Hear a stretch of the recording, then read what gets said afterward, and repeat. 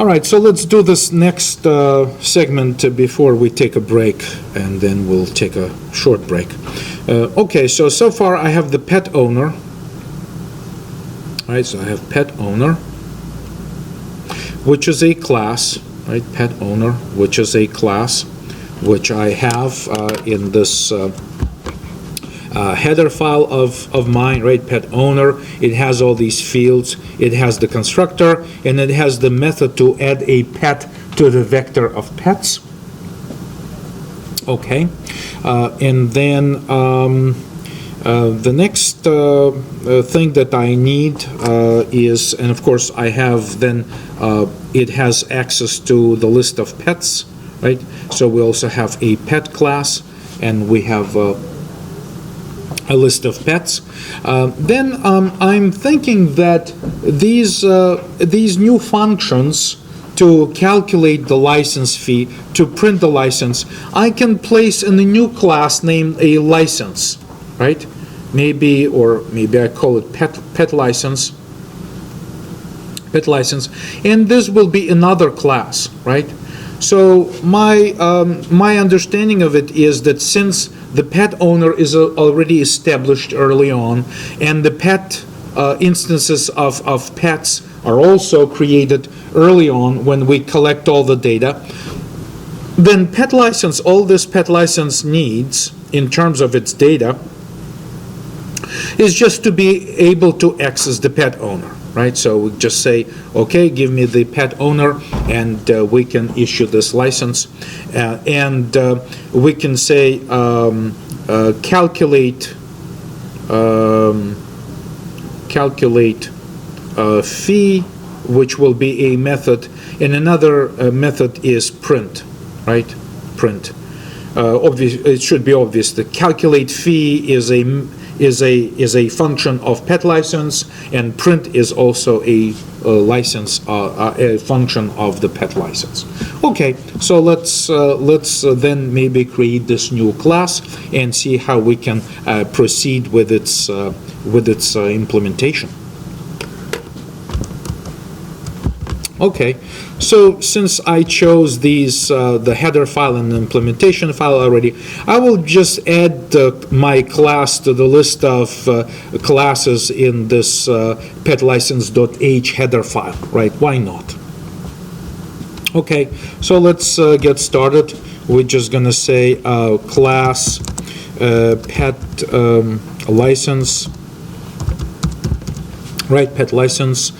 This is a class, right? So it requires a semicolon at the end of its declaration. I have this habit of marking the ending of the class, right?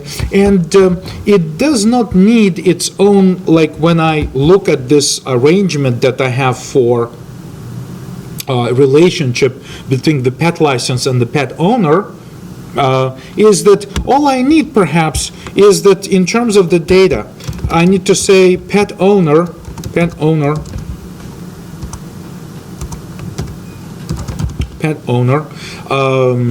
which is owner, right?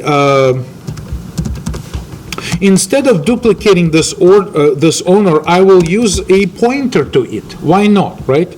So I can say inside pet license, the pet owner is going to be represented simply by a pointer to an existing owner object someplace else. So therefore, perhaps I need a constructor, pet license, right? So first of all, let's make sure that our constructor is public.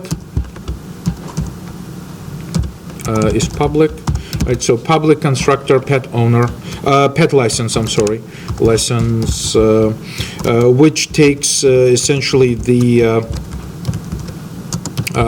takes pointer to the owner, and that's all that it needs. So let's just proceed and write implementation for the pet license constructor, right? So again, this is going to be constructors. I can have other constructors in this pet license class, and operations, why don't we add them right away? The operations will be calculate fee, right? Calculate fee, It's just void. I guess it can return the dollar amount as a double fee. Takes no parameters. It just supposed to go to the specific pet owner, loop through the pets, and do the computation based on information that it finds for this pet owner, right? So this just returns a double value. And also void print, right? Just print, and print will simply just display a report that looks like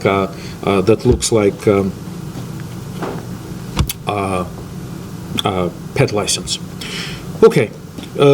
So then I can essentially take all three of these function prototypes, right, which I'm adding to my pet license class, and start writing their implementation. Remember, our approach in C++ is that inside class declaration, we only would like to keep, primarily, we would like to keep just prototypes of functions, which we make member functions of our classes.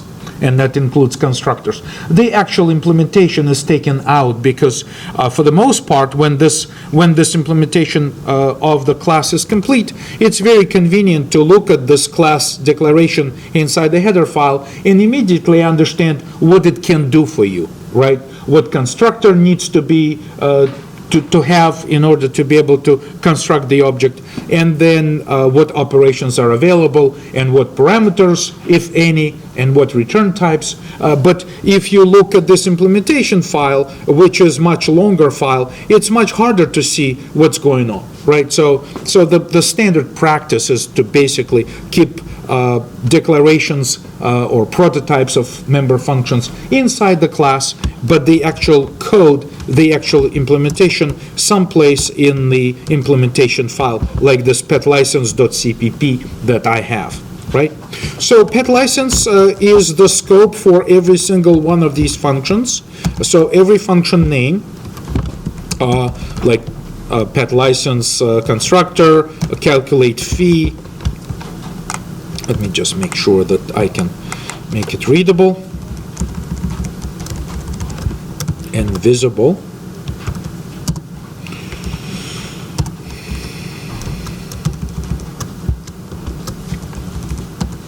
Right, so I'm adding this pet license in front of every function name so that compiler knows exactly where those functions are residing. Will get rid of this comment, and of course I'm replacing the semicolon with a set of braces, which is the implementation of the function. And then right here we have this the three functions which implement the functionality of pet license. Of course, my constructor is just going to use the initialization list, which is just a single column, and there I will say owner is going to be populated by the owner right there, right? So the owner is a pointer to the owner, and you're supposed to provide the owner to the pet license. Okay, so that gives me enough things to be able to. Right now, calculate fee is going to be returning just 0.0, which is not implemented yet, and print can be empty, right? But at this point, if I go back to my main function, let me move this to the next tab group so you can see it side by side. But after I'm done adding the pets, right, I can say create a license, right, which simply would be essentially constructing pet license. Right, this is the name of the newly defined data type, pet license. We'll call it a license object, and it needs obviously the address of the owner, right? So the owner in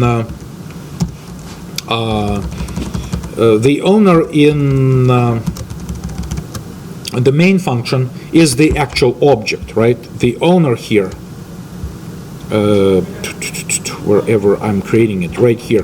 The owner is created as an actual object, okay? So it exists in the local scope of main function, but when I pass it to the constructor of the license object, I need to take the address of it, right? So that this pointer can be successfully initialized, right? So the owner here is the pointer. Sometimes, if that's the case, sometimes I prefix just to make this distinction between the actual object and pointer to that object. You know, we could use like P in front of that, P owner, to indicate that these are all pointers and not the actual objects. Then, of course, I need to go back to the header file and make it P owner here and perhaps over here, just to remind myself that this is not, if it begins to be confusing in any part of application, it's a good idea to adjust the names so that to reflect basically, you know, that the fact is one is the pointer, another one is just the actual object.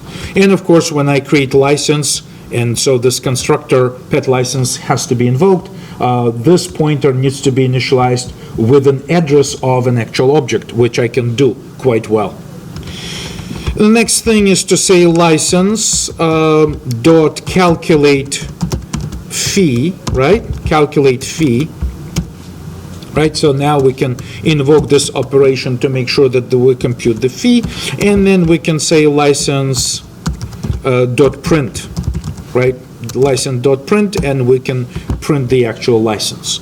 Something like this maybe is enough code to demonstrate what's going on, right? So let's just, for the sake of check up, we can just build this, make sure that there are no strange warnings or errors, and if that's the case, we can proceed to the next part of it, essentially providing implementation for calculate fee in print.